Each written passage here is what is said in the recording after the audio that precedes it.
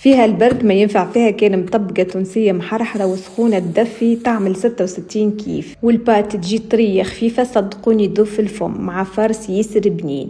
هيا تبعوا الفيديو باش تعرفوا كيفاش حضرتها.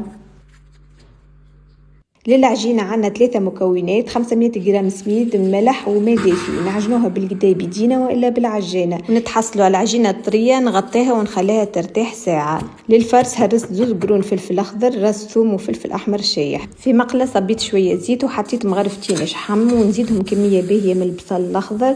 نذبل البصل شوي ونزيد الفلفل والثوم اللي هرسناهم، مغرفة طماطم كونسونطري، هريسة فلفل اسود تبل وكروية، شوية كركم، فلفل احمر، ونحط الملح. نخليهم يتشكشكوا مع بعضهم شوي من غير ما نزيد الماء، وفي الاخر نحط المعدنوس ونخليها على جنب تبرد. رجعت للعجينه قسمتها لكعابر صغار، دهنتهم بالزيت ونغطيهم باش ما يشيحوش. صب شويه زيت ونحل العجينه، لازم تكون جويده على خاطر المطبقه ما لازمهاش تجي خشينه. ونحط عليها الفرس ونسكرها بعجينه اخرى، نسكرها بالقدام الجناب باش ما تتحللناش ويخرج الفارس. وهذا الشكل الاول. الشكل الثاني باش نعمله على شكل نصف دايره. حليت العجينه، حطيت الفارس في نص العجينه ولفيت عليها النص الثاني. نحط نطيبهم على طاجين يكون سخون، ونطيبهم من الجهتين بالقدالين يحمروا، وهكا تكون عنا أبن مطبقة حارة تعمل 66 كيف.